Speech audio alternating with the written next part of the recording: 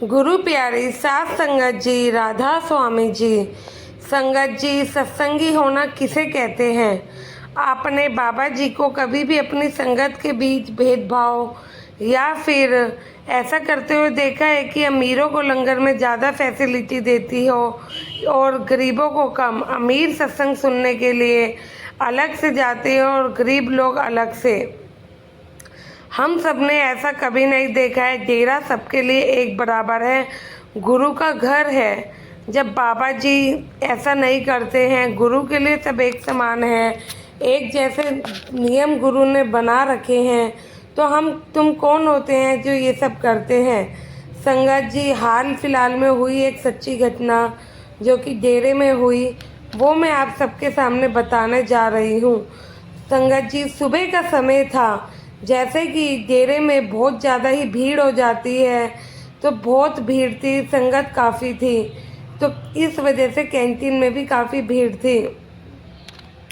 तो जहाँ जिसको जगह मिलती है कैंटीन में, वो वहीं नीचे बैठ जाता है। कुछ बेंच भी लगे होते हैं, लेकिन हर किसी को बेंच मिलना पॉसिबल नहीं हो पाता है। संगत ज़्यादा होने के कारण लोग नीचे ज़मीन पर ही बैठ जाते हैं, जैसे आप सबने भी देखा होगा। संगत जी, हम सब चाय नाश्ता कर रहे थे। उस समय हमने देखा कि 11 से 12 साल का बच्चा वहाँ जूठे बर्तन उठाने की कैंटीन में सेवा कर रहा था। सबके चाय के जो कप हैं, प्लेट है, वो उठा रहा था। गर्मी ज़्यादा थी, इस कारण उसकी तबीयत खराब हो जाती है और वह ज़मीन पर लेट जाता है। और संगत जी, जैसे कि सब ज़मीन पर संगत बैठी थी, तो किसी को इतना पता नहीं लगता, सबको लगता है कि बच्चा ऐसे ही लेटा हुआ है, क्योंकि वो हमारे बिल्कुल पास लेटा था। हमने देखा कि उसकी तबीयत खराब है, गर्मी से उसे चक्कर आ गया है। वही हमारे बगल में बेंच लगा हुआ था, वहाँ एक फैमिली चाय नाश्ता कर रही थी, जो कि काफ़ी अच्छे घर से दिख रहे थे। हम लोगों ने उनसे कहा कि बेंच दे दो, ताकि वो बच्चे को हम वहाँ पर लेटा सके। और इससे पहले बच्चे को पानी भी दिया गया। पानी पिला के बच्चे ने थोड़ा आराम किया, लेकिन वो लोग बिल्कुल भी बेंच से नहीं उठे।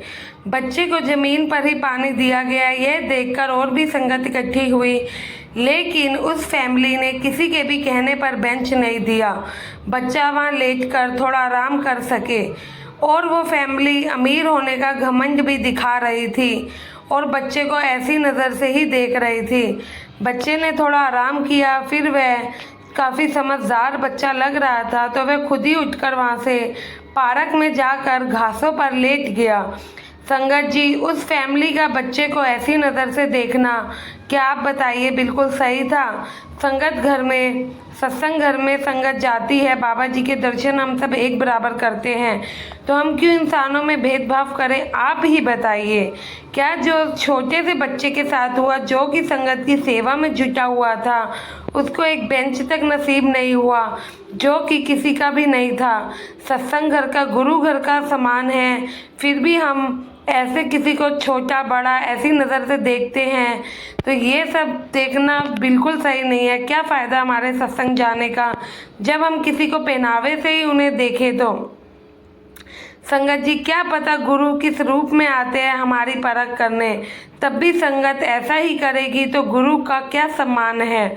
गुरु का घर सबका है, तो ज़मीन पर बैठने में क्या शर्म? अगर हमें अपने स्टेटस स्टैंडर्ड की इतनी परवाह होती है, तो ऐसी जगह पर जाइए ही मत।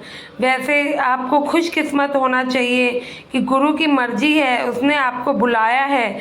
गुरु घर जाकर वहाँ पर किसी के भी अपमान करना बिल्कुल अच्छी बात नहीं है। आशा है ये छोटी सी बात आप समझे होंगे।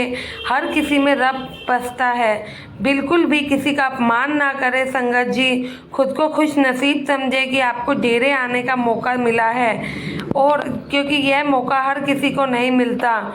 और उनके घर जाकर, गुरु घर जाकर उनके बच्चों का अपमान ना करें। आपसे विनती है, गुरु के लिए सब एक जैसे हैं, आप भी उनको एक जैसा समझें। संगत जी, कमेंट में राधा स्वामी ज़रूर लिखिएगा और चैनल को सब्सक्राइब करके चैनल का हिस्सा ज़रूर बने। आशा है आप ऐसी गलती ज़िंदगी में भी किसी के साथ नहीं करेंगे। राधा स्वामी जी।